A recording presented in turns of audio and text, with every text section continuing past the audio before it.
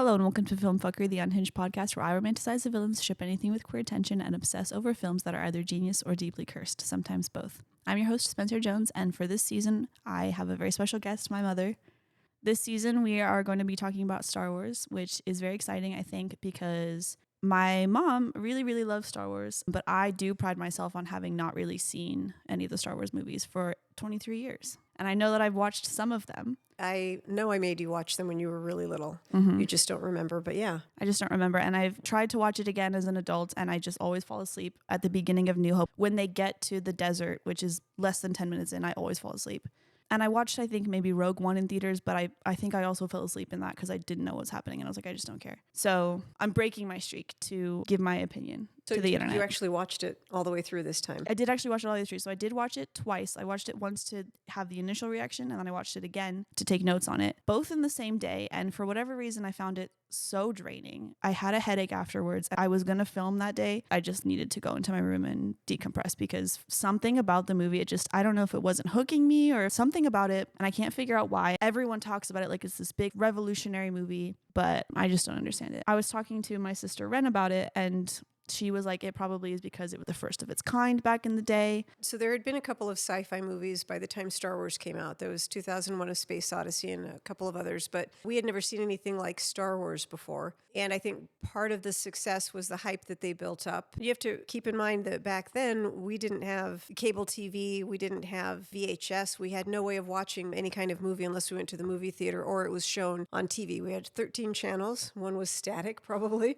And so if you wanted to see anything fun or exciting or different, if it wasn't being offered like on a Friday night with commercials as a rerun, you had to go to the movie theater. I think part of the marketing also is what made it super exciting for us. The previews aren't something I think that your generation is super interested in because you have so much available at your fingertips. Everything's on demand now. We didn't have those luxuries back then. You would see a preview on TV, you would go, oh my God, that looks really cool. At the time, people were lining up for hours to watch it. I'm just not understanding that. I'm excited for the future Star Wars movies. I think they're going to be better. A New Hope, specifically just that one, I would not go back to see the second one. You know what I mean? Well, I don't know what you mean. No. I just was so uninterested in what was happening. And it might be because I already know the things and Well, you're looking back at it. You have the advantage of looking back, knowing the whole storyline. Right. And growing up with all of the spin-offs that happened and the lore around it. We didn't have any of that back then. It was this new thing coming out. Absolutely. Nobody knew that Darth Vader was the dad. No, that was a big reveal when it came out. And we had to wait 3 years in between every new installment. And there was no going back and watching the first one unless you saw it in the movie theater. So for us, it was an entirely different way of watching movies and being. And it was a very, very big deal. And I think because we hadn't seen really anything like it, the different worlds and the different characters that were in it, the Wookiees and the Ewoks and all that kind of stuff. And nobody had ever seen anything like that before. It was really exciting. And we grew up with stuff like Land of the Lost and these little people in monkey suits and shit. And it was all so cheesy. And Star Wars was so impressive back in the day. I remember the first time I showed it to your older sister and brother, they were incredibly unimpressed because the special effects at the time were just so primitive compared to what you guys are used to and see every single day.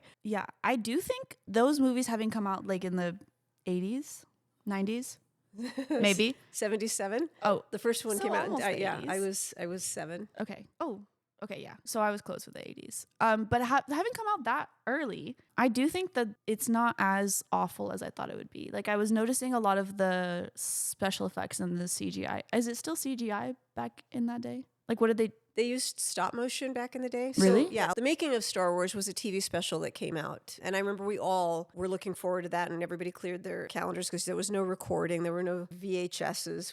There were no reruns. So we had to all mark it on the TV guide and then wait and watch it. And they had shown how they used stop motion and how they had come up with the sound of the lightsabers by hitting telephone wires, and it sounds the same. That all of the sound effects, there were sound effects people who actually made them. There were no computers to do it or computer generated. The stop motion, I definitely noticed it when they were playing that game. R2-D2 and Chewie were playing that that chess game. Yeah, so that was stop motion. I noticed that. But there were moments in the desert when there were stormtroopers riding on some sort of animal that looked like CGI. Was that CGI, do you think? Not in the first one, no. I think that would have probably been stop motion as well. Interesting. It looked like a really shitty CGI, but it was like impressive for it having come out in, I guess, the 70s. R2D2 was, I believe there was someone in the suit, and CP was also a person. They were all people. But they also used stop motion to do some of those scenes, like deep into the desert and all that kind of stuff. That's interesting. It looked like really shitty CGI, but stop motion makes it look so much better.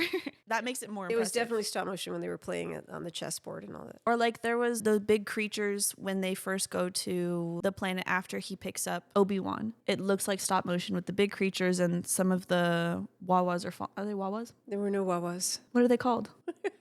Which one are you talking about? Well, in Spaceballs, they're called Dig Digs. The little guys that pick up C-3PO and R2-D2. Wawas, right? No, there are no Wawas. You're talking about dewbacks? No. Jawas? Yes, Jawas. Yeah, those are midgets. No. There was a scene where the Jawas were falling off of the big creature, and it looked like really bad CGI. The original Star Wars A New Hope relied on groundbreaking practical effects and motion control photography. Motion control. Special editions added the updated scenes of CGI for creatures like Jabba the Hutt, replacing the original shots and adding new digital elements. Wait, I kind of So hate you're that. looking at a digitally enhanced. Oh, that's so annoying. So they digitally enhanced it, but then it still looks like shit. But I want to see the original then. That's not fair. The do back then is what I was talking about. That one. That scene right there. Not CGI. They went back and they fixed it with CGI. That's but so it was annoying. stop motion. So I'm glad that I was half right in that it was CGI that I was looking at. But it's still shitty. Probably the version that you were watching, yes, was I would have been far more impressed with choppy stop and- motion. Okay, I wish they wouldn't do that. Anyway, my qualifications. your qualifications with Star Wars. with Star Wars specifically. Yeah, I was a huge fan. Back in the day, we had everything. You know, you have baseball cards. Yeah. They had cards for Star Wars for every single scene in the movie. All That's three of really them, cute. with quotes at the bottom of what was being said in the scene, and there were thousands of them. We had the whole collection, which is probably in a landfill somewhere now because my mom. Yeah, it's probably worth a fortune at this point. We had all the toys. I read the books. You do have a Darth Maul. I have a Darth in my Maul brother's and a Darth closet. Vader. Yeah. Well, that's an extra Darth Maul in there, but Oh, that's in an my extra office one. at work, Yes. I've got Darth Maul and Darth Vader standing next to each other. You'll have to insert that picture. I'll send it You'll to have you. to send it to It's me, yeah. really cool. We saw it in the movie theaters multiple times. We lived on base because my dad was a Marine, and so we didn't get to go to the normal theaters where people went. It was an outdoor Marine amphitheater with stacked bleachers and a big outdoor movie screen with a bunch of Marines around us, making all kinds of noise, and we were out getting bit by mosquitoes. But that's how we saw it. Not quite like a drive-through, but like a drive-through screen. I can picture like an amphitheater, yeah. Good qualifications. And you've watched it a lot as an adult as well, and you've made everybody else watch it. Oh, yeah. The first three that came out chronologically, which were episodes 4, 5, and 6, were some of my favorite all-time movies. Okay, so usually on my podcast, we talk about the villain effectiveness, the gay undertones, the logic, the technicalities, and then the most chaotic moment. So be ready for that. Here we go. Okay, villain effectiveness. Darth Vader. I think he's a cool villain. Here's my problem with it, is that I obviously didn't watch Star Wars as a kid, but I watched Spaceballs a lot. So Darth Vader in Spaceballs, it's like pretty close to the regular Darth Vader, except that he's funny. He like takes his helmet off. But at first, it's like a giant head version of Darth Vader, but he's a lot shorter. And it still is like the breathing sound and everything. And he sounds like Darth Vader at first when his helmet's on. So I can't take Darth Vader in this movie seriously because all I see is the little short, big head Darth Vader from Spaceballs. Well, Spaceballs came out so much later. Well, So obviously. there was nothing to ruin Darth Vader for me back then. Was he scary back then? Yeah, well, no, he wasn't scary. He was just a villain. And I was always prone to liking villains for some reason. That's So where I get it from.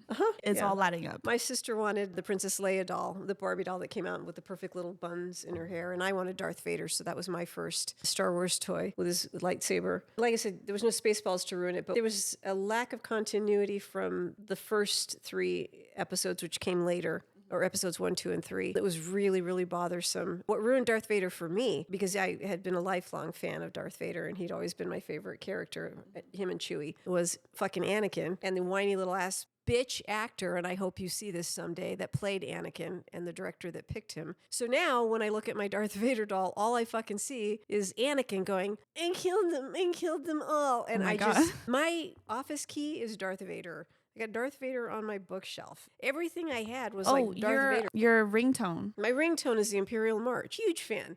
And now all I fucking see is Anakin. I'm trying to get past it. It's been a few years now I've been working through this, and I'm hoping to get through it, but that's what ruined Vader for me. In the book, he was supposed to be 7 feet tall. I mean, he was huge. And, you got this deep voice from James Earl Jones, and he was just such an impressive character. And then they whittled him down to that whiny little bitch. I was confused because I saw bits and pieces of my sister Ren and her family are going through the Star Wars movies right now to teach their kids Star Wars. So they were watching one of the first 3, episodes 1, 2, or 3. And I was watching Anakin and Padme. I know that Anakin is Darth Vader, but I'm not understanding how that becomes Darth Vader. It doesn't, right? How do you go to that deep voice and that accent and all of that presence to that little whiny bitch and he become, it's not happening. The episodes that you watched that were digitally enhanced afterwards, at the end of episode 6, which for us was the 3rd installment, there's a scene where Vader has already been killed and he comes back as a ghost, kind of. And he's this short, fat man. What the hell? We're like, how the fuck is that the 7-foot Is it like guy? a new actor that they do? No, in the original release of episode 6, when they're all standing together and they're ghosts and there's that big celebration, you see what was supposed to be Anakin. Now that he did the right thing and Darth Vader had died, and he's this sort of fat, old, not much taller than Obi-Wan Kenobi, and he was so big in the movie. And even then we were like, that doesn't add up. Later on, they went back and for their level of continuity, they put in the actor for Anakin as the ghost that was standing there and replaced the old man that they had used originally as Darth Vader. But neither of those fits the character because in the book he was so tall. And even in the movie he was so tall. He was very tall in the movie, yeah. So I'm looking at a picture right now that you're showing me and I'll put it on the YouTube video. But the old man, is that the guy who played Darth Vader or is just a different, separate old man? James Earl Jones played the voice. I can't remember the name of the actor, but he was super tall. Oh, so there was a different person for the voice and Correct. There was someone else in the suit. And then at the end, when he takes off his helmet to talk to Luke, it's this actor right here. I'm not sure if they corrected that in the movie because I haven't. I'll let you know when I get to it, I guess, because Disney Plus is all of the fixed stuff. We'll have to rewatch stuff with the DVDs. Did they fix it in the DVDs? In the new releases they did. I had a VHS copy that was the old stuff before they had released episodes 1, 2, and 3. Anyway, I do have a question for you, having seen the other movies, because I haven't seen them yet, obviously. Does Darth Vader know that Leia is his daughter or no? No, they had been hidden from him. Okay. What was confusing me is having seen the scenes with Anakin and Padme. And I remember my sister saying that he's very distressed because he wants to save his wife who is pregnant with twins. And I guess she dies. I don't really understand. I didn't watch the movie, but... Yeah, she died in childbirth. Okay. I don't know if he knew she was pregnant with twins. I don't remember if that happened or not. So he didn't know. That makes more sense because he was like so ready to blow her up on a planet. Leia? Yeah. Yeah. Do you think if he knew, he would care that that's his kid? From a character perspective? Yeah, I think he would have tried to recruit her too. Yeah, the way he did Luke. Did he know that Luke was his kid or Yeah. the whole time he knew? I don't remember if he knew the whole time. I think he found out. Okay, that makes more sense. Okay. Also, this is just like a very minor detail, but when you always joke about how dumb how dumb the stormtroopers are, I thought that was like a joke, but they're so dumb in the movie actually, and like people talk about it in the movie. Well, they were clones. Oh, Yeah. the Clone Wars. So they're not incredibly bright. They're so dumb. Oh, they're a little dumb. Like when people joke about how they miss all the time. And then in the movie, I think it was Luke or it was Han Solo. It was one of them. They were wearing the helmet and they're like, I can't see in this thing. And I was like, that makes sense why they're always missing. That was Han Solo. Luke was the one who looked shorter in it. They both wore the helmets. Oh, and also they're like actually dumb because when Obi-Wan Kenobi was like, you can use the Force for weak-minded people to do whatever. I was like, those poor stormtroopers. You're literally calling them dumb to their faces. Well, they were literally created to just like an army of Right. That's kind of genius. I never... clones to just do the bidding I didn't know that. and the grunt work. Yeah. Wow. Anyway. Okay. Also, I thought that Darth Vader was the main guy, but he works under somebody. Yeah, he works under the Emperor. Yes, I didn't know that. But I do like that Darth Vader, because he's like the second-hand man to the Emperor, right? Is that... He becomes, did I yeah. get it right? Okay. But he is the type of leader that gets his hands dirty. He went into one of the fighter jets at the end of the movie and was like, I'll just get it myself. I appreciated that as a villain. He was an amazing villain until Anakin ruined him. He was imposing and intelligent and ruthless and all the things that you would want from a villain. And I thought he had a lot of dignity, and Anakin just ruined all that dignity. Well, I'm not looking forward to those movies anymore. No. My roommate, Hannah, her favorite character is Anakin. She loves him so much. Okay. Anyway, so I've only ever heard 2 things about Anakin, is you hating him and Hannah loving him. Okay. Okay. Anyway, moving on. The gay undertones. Do you feel like there's any gay undertones? Just thinking of the movie. No. Okay. So But here's what I got. I also don't have gaydar. I don't know. I don't either, actually. Mine's pretty awful. Yeah. It's like 50-50, but I'm quite often wrong, unfortunately. But I'm really delusional and I want everything to be gay. With my background in training from a psychological perspective, I think I don't notice any gay undertones. There was just a lot of obviously father-son type tension between Luke and Obi-Wan as his mentor, turning his back on him, and not Luke, Darth Vader and Obi-Wan. Luke had a sort of a hero worship thing going on with Obi and Han Solo. And then Han Solo and Chewie were best buds. So no, I don't really get a lot of that from the movie. I do think that Han Solo and Chewie were a little bit more than best buds. I think they're super gay for each other. And Ren agrees. And I have 2 instances in which I believe that this is true. Well, the first one, Han Solo is not straight, I think. Specifically, and this is a big stereotype, but when he is like on the comms and he's like, no, we're fine, we're okay. Just the way he's standing and the way he's talking is very gay, I think. I could see that. When he has blown up the comms and he's like, no, we're fine, it's okay. And they're like, fine here. How are you? Yeah, how are you? Yeah. And they're like, we're going to come up there. And he's like, no, it's okay. Yeah, for comedic effect. So I could see where you would see that. I don't see anything else in the relationship with Chewie and Hans except that they were just a bromance maybe from years of working together and smuggling and doing stuff. I think what is bromance in the 70s is gay in 2026.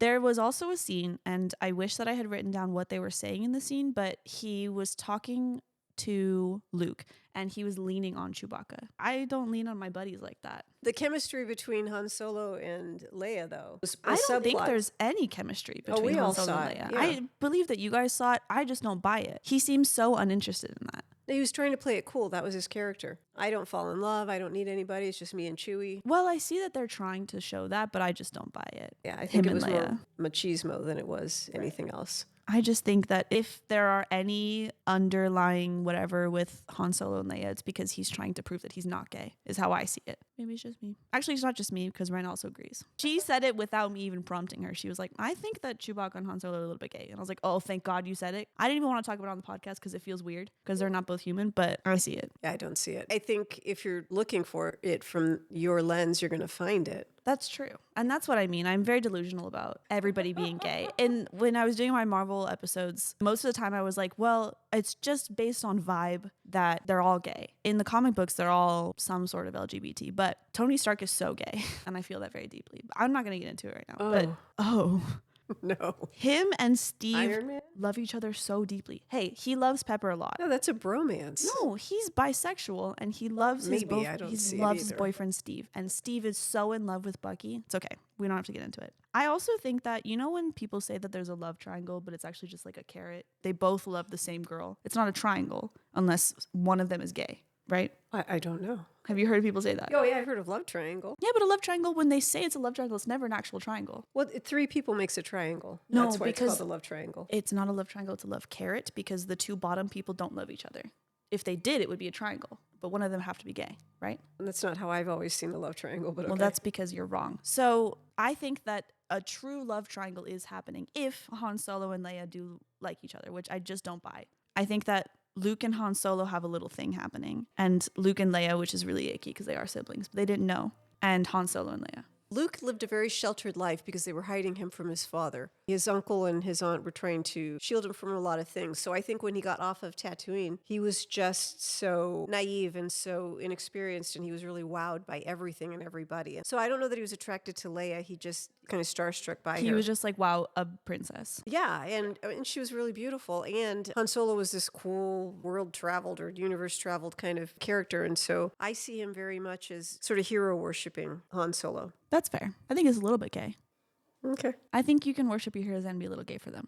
I'm sure you could be both, yeah. They weren't really vying for Leia. It looked like it in the beginning, but... It looked like they really wanted us to think that they were. Yeah. But they don't later. Well, and that was to throw us off because we weren't supposed to know that they were siblings. That makes sense. That is like a little too far in the other direction, I think. I know people have made jokes about them getting together and then being like, oh my God, it's his sister. Does that happen? There were some scenes where he was trying to act all cool in front of Leia. Of course, she's a princess, so she's not super impressed by either of them, but he does kiss her at one point. Okay, yeah. Not like a long, hard, passionate kiss, but Luke was trying to impress Leia all the time. There was the scene in this movie where... Well, when he rescues her and she kisses him for luck. Yeah, that was pretty crazy. But the scene where Hans Hans Solo. Yeah. Han Okay. Solo. Him and Luke were talking and he was like trying to get a feel if Hans was also into Leia. And he was like, good, because I am. Yeah, he was trying to get permission. Right. Yeah, I think they both had a crush on her at the beginning. Moving on to the logic. The first thing I want to say, and you don't really have to respond to it, but I just think it's interesting that as a princess, they're letting her fight in a war. Leia. She was part of the Rebel Alliance. I know, but they're like, let's send our princess off to actively fight. Well, no, she wasn't there to actively fight. She was there to smuggle the information that was needed to... Yeah, but that's like putting her in the war. Why Yeah, can't but you have because of someone her else smuggle position, it? she was able to travel more easily. Once you find out what was going on with the Senate and how this all came to be, it makes a lot more sense. She wasn't out there actively fighting a war. This was highly political. And the emperor hid behind all of the other people because he had a political place in what was happening in all the galaxy. So she wasn't actually actively supposed to be engaged in war. She used her position to try to help the Rebel Alliance. So it's easier for her to travel as a princess. It's like harder for other people to travel through space. No, her position made it easier for her to go with diplomatic immunity, one might say. She had access to information and ability to go places that maybe not everybody else could, and she was just very active in the whole thing. That makes more sense. Because I was like, why are you putting a princess in that position? I just feel like anybody else could smuggle something and not have to put her in that position. But that makes more sense. Okay. Also, very, very separate of that, I thought C-3PO and R2-D2 were like best buddies. And I guess later on they become best buddies, but C-3PO is such a dick to him. And I was very thrown off guard by that because C-3PO is very high anxiety and R2-D2 just kind of screams a lot and does whatever. And I compared them to me and Ren. And she was like, yeah, it is us. And then I was watching this movie and I was like, holy shit, he hates him. I was like, I just described me and my sister as these people who hate each other. I don't see it at all as you and Ren, because if you want to talk about gay undertones, C-3PO and R2-D2 are it. They are a couple. I am kind of seeing that at the end of this movie, but at the beginning, he's such a dick to him. Well, that's, if you think about quintessential couple that bickers and true, treats each other like an kinda old like married shit. couple. Yeah, absolutely. Yeah, okay, yeah. Then that's the two of them. Okay, I'm really looking forward to the other movies. They are a couple. Because I do suspect at the end of this movie, C-3PO was like, wait, if he needs like a transplant, I got him. But at the beginning, he smacked the shit out of him. And Yeah, he that's was like, just oh, you're that's so that annoying. Married couple that just... I'm really looking forward to that, yeah. So we were talking about how they are kind of giving us attention between Luke and Leia to throw us off the scent. I think that they went a little too far in that direction, but I also think that them saying that Luke's father is dead and Obi literally told him that Darth Vader betrayed and then murdered his father. That's not even like a cool, if they were like, oh, Darth Vader took over. Well, or whatever. But that gets addressed. When Luke finds out that that's his father, he talks to him about it. And Obi-Wan, and you'll see that in the next movie, he's like, well, so he did murder him in a manner of speaking. That's so annoying, though. I just feel like murdered is such a finite statement as opposed to killed could be like he killed that good side of him or whatever. But they were going too far in the other direction where it's like he straight up lied to him. It's not even like a clever way of saying it. It's like you actually lied. You haven't seen Bob's Burgers, but there's an episode where Linda puts on this like murder mystery thing in the restaurant. And she is the murderer, but she is like also the narrator. And she's like, it's not me. I'm not the murderer. And at the end, she is the murderer. And they're like, that's not throwing us off the scent. You just straight up lied to us. That's not fair because you're supposed to guess who the murderer is at the end. That's what it feels like this is. They address it later on. And I think That's that good. the reason that he did that was because I think Obi-Wan didn't want it to come back around to Anakin. He was trying to protect. You have to remember that they hid Luke and Leia from Anakin. And so trying to keep all of this under wraps, you wouldn't want to give a lot of information away. I guess, but at the same time, just don't say anything at all. I just feel like instead of being like Darth Vader betrayed and murdered your father, you could just be like, oh, he died in the fight or whatever. Or just don't say anything at all. Your father's not around. No, Luke had grown up hearing stories about what had happened to his parents, but he didn't have the accurate information because they were trying to protect him and keep both of them hidden. So was the reason of him saying that to be like, stay away from Darth Vader? Yeah. Well, okay, I guess. But that is also just like straight up lying to his face, but it's fine. So you were talking about how my generation is very desensitized by CGI and stuff. And I feel like a lot of people also talk about how my generation is desensitized to violence because of movies. However, I was so shocked 3 times in this movie. The first time was when they showed the charred bodies of his aunt and uncle after the stormtroopers burned everything. That was crazy. And then they blew up an entire planet. And I feel like they did not dwell on that at all. Leia was like a little bit sad and they just moved on in the movie. And then also all of the fighter pilots at the end just dying. And Luke has already lost his aunt and uncle. He lost Obi-Wan Kenobi, and then he lost his friend who he like just reconnected with before they all became the fighter pilots. And then that guy died, right? And then afterwards they just get a medal. No one's sad.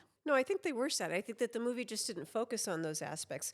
Leia is, right after they blow up her planet, she's sent to a cell where she has to sit, and I'm sure she was incredibly depressed and sad in there, and it's more than you can take in, the thought of your entire planet being gone. I wish they would have dwelled on those aspects more. I feel like that is very desensitized. Maybe, but that wasn't the focus of the movie. So you have to think about what the themes were that they were trying to present. And it wasn't about loss and all that kind of stuff. There was something else that they were going for. If the movie had wanted to take that turn for a more human approach and to make that the focus of it, then yeah, you could have spent a lot of time and energy on building that part of it. But I think they just glossed over it while everybody was dealing with all the loss and the other stuff.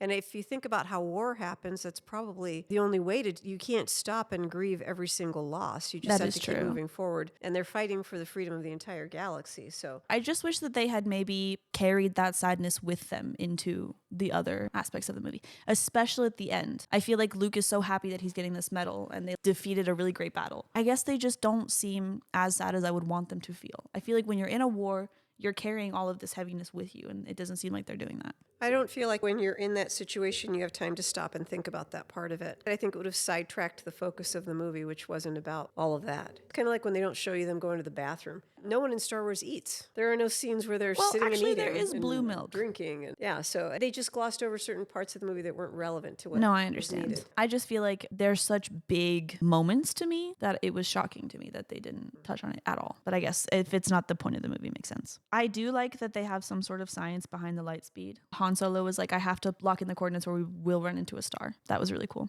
Also, when they were like, we have to go save Princess Leia and she'll pay you a whole bunch of money, Luke was telling Han Solo, but her planet exploded. Yeah, but with her money, right? There's still going to be wealth because she's part of a bigger picture.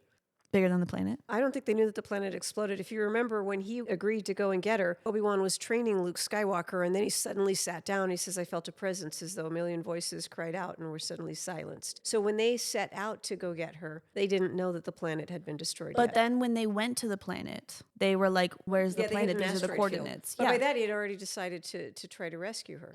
Because after that is when they go to where all the stormtroopers are, and Hans is like, no, it's okay. How are you guys? It's after that he is like, well, we have to go. I think so, right? Where he's like, we have to save her. And she's got a lot of money. And Han Solo's like, okay. Han Solo's taking them so that they can get the information and R2-D2 back to where it needs to go, if I remember correctly. And Luke promises that Leia will pay him. Right. Luke finds her in one of the cells and he decides to go in for this rescue instead. But he promises her wealth, which I'm confused about because wouldn't the wealth be on the planet that exploded? He doesn't have any of that information, though. He doesn't know any of that. But they went to the planet's coordinates and the planet wasn't there. But you're not going to put that together with that was Leia's planet and that she was the princess, right? They don't know any of that. They don't know that? Okay, that makes sense. I didn't know that the Force and being a Jedi was like a religious thing. It's not religious per se. But it's like, I thought it was this little magic thing that happened within you. And it's not. They call it a religion. No, that's Han Solo makes fun. He doesn't believe in that hokey ancient religion stuff, but it wasn't really a religion. Kind of like if you wanted to look at it like Buddhist monks, is that a religion? And yeah,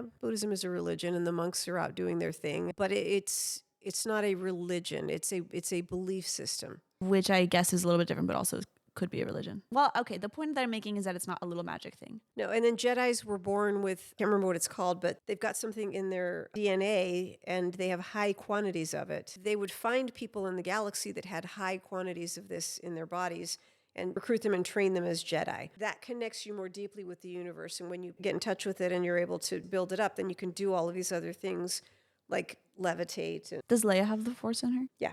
That's cool.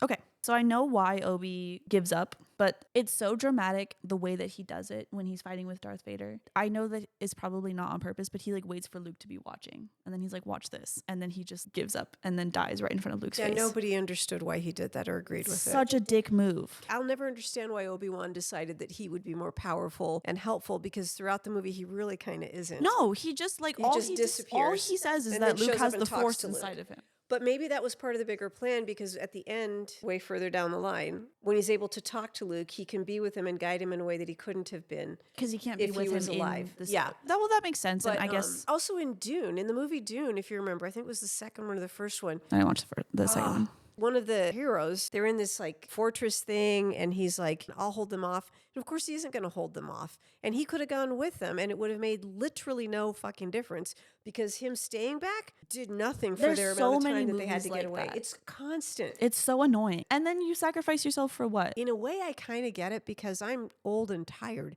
And if the zombie It's such apocalypse a great way happened, to kill yourself I would just without lie killing down. yourself. You know, I tell people Just that all the take me. time, I and don't they're wanna like, run. really? I don't have any survival skills. No, I used to, but now I'm like, meh. No, I still don't. Maybe that's their equivalent, right? Of like Yeah. just fucking. I understand why he gave up. What I am not understanding is that he waited for Luke to be watching. None of it makes sense. That's I just think it such a created shitty more thing to drama. do. It did. I was so juicy, but I was like, poor Luke. He's lost so much in one movie, and I imagine there's more lost in other movies too. Mhm.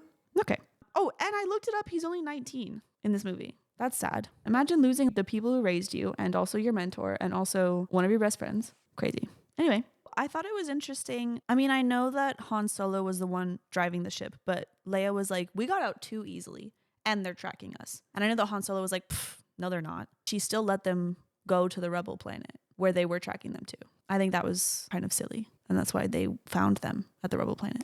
Yeah, but they had nowhere else to go. I guess, but it's like So gotta get on find with how your they're life. tracking them, right? Yeah. Because there's, did they put a tracker on the ship, or is it like the Force is tracking them? No, they put a tracker on the Right. ship. So yeah. find the tracker before you show up to the planet. Millennium Falcon was huge. How are you going to find that tracker I would take the time. in space? I guess they don't have the time because they have to give them the Yes. So annoying. Okay, that's fine. Whatever. They survived. Speaking of plot holes, it was very convenient that it took them 30 minutes to rotate across the planet. They had to put the Death Star into orbit in order to blow up because they didn't have to do that when they blew up Leia's planet. No, they were already there ready. They had gotten it ready to make their demonstration. Oh, So they were already in but they position. were in orbit around something else? Around her planet, yeah. Oh, it was so far away. But that was where they had taken it to make their demonstration of the Death Star. So they had already put it into place. Correct. Okay. I was like, how convenient that they have 30 minutes to get all this shit together. Oh, and then the entire Death Star blows up. Do they rebuild it? Yes. Okay, that makes sense. Because I was like, if one thing happened in one movie, it would not be as big as it is right now. Like, there's Lego Death Stars and people talk about it all the time.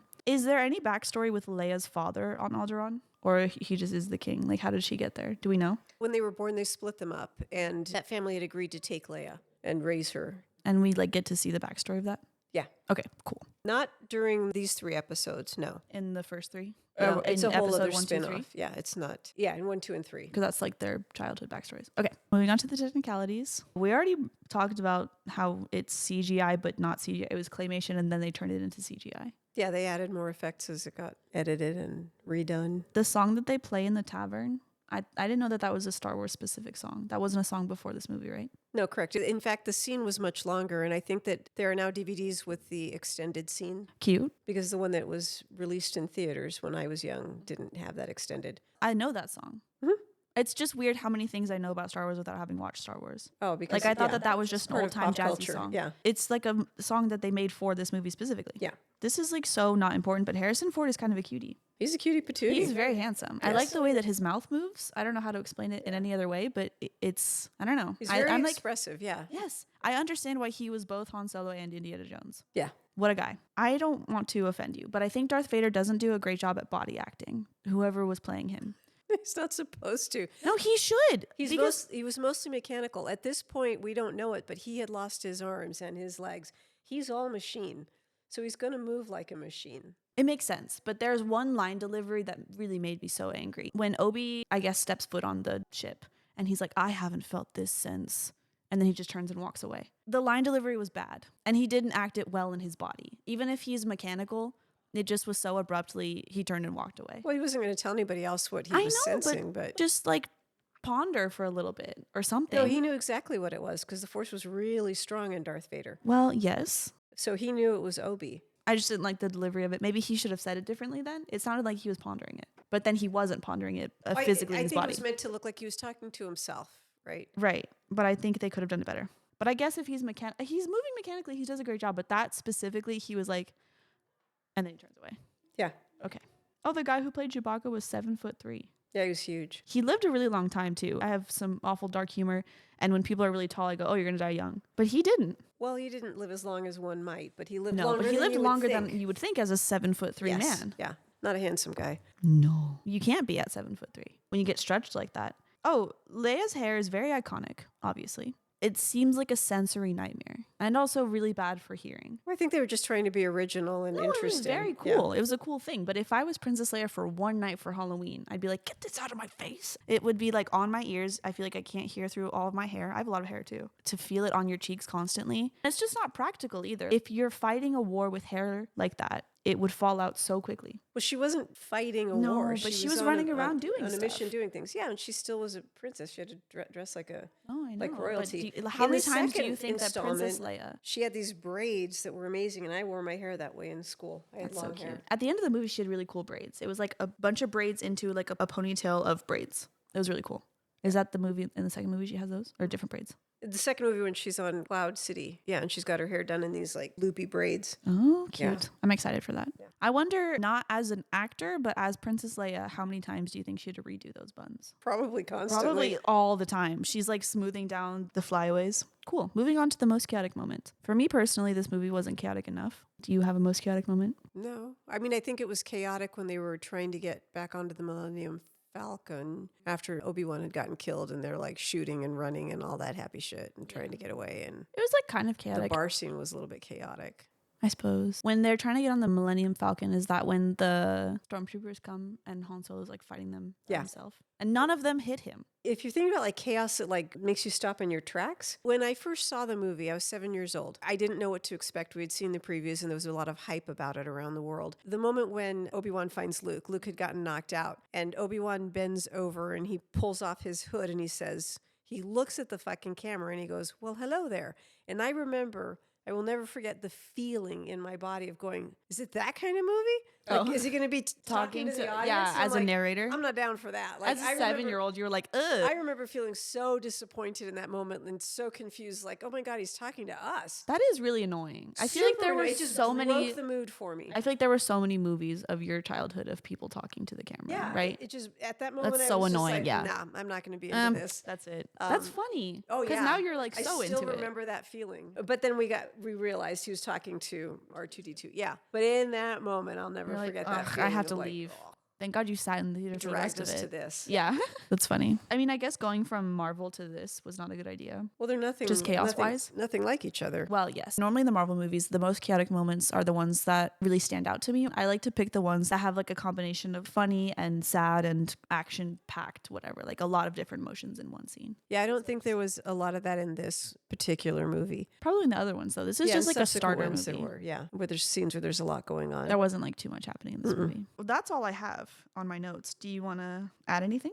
Anakin ruined Darth Vader for me. Let me reiterate. Anakin sucks. Oh my God. Yeah, when you were talking about Darth Vader and you were saying Anakin, I was like, you can call him Darth Vader. Let's separate the two. I want to add this to the powers that be. Episodes 1, 2, and 3, when they came out and were disastrously received, they would not lose money redoing those 3 movies. I think it would be a money maker if they did them correctly without that pussy ass actor that did Anakin. And even Padme was kind of like, no offense to Natalie Portman, but she didn't have a She's very a good actor, compelling but character. it was like one of her first It wasn't things. great. She was cute to look at, but she wasn't Honestly, amazing. from what I've seen of those movies, like passing by, watching at my sister's house, all of the actors are not good. They're good actors now. What is his name? Ewan McGregor? Yeah, He's Ewan a great McGregor's actor. amazing. He's so good, but in that movie, he's kind of shit. He could have done better. I thought he did okay. I loved Darth Maul. He sounds like a cool thing. I'm excited for him. I do like the absolutely villains. believe that they should just strike out 1, 2, and 3 and start all over again. They could not lose money if they did it right. I That's think it true. would be However, now massive. that Disney owns it, I think it would be somehow worse. Probably. But let's not shit talk Disney too much because they'll find me. Okay. Thank you for watching and or listening. And if you are watching on YouTube or listening on Spotify, just know that this podcast exists on both as Philm Phuckery with a PH for both. And if you'd like to follow me on anything, I'm on Instagram and TikTok as PHILMPHUCKERY. Thank you again for being my special guest on this season. Thank you for having me. I'm not followable. No, don't find her. She'll find you. And we will both see you next week for The Empire Strikes Back. Okay, love you. Bye.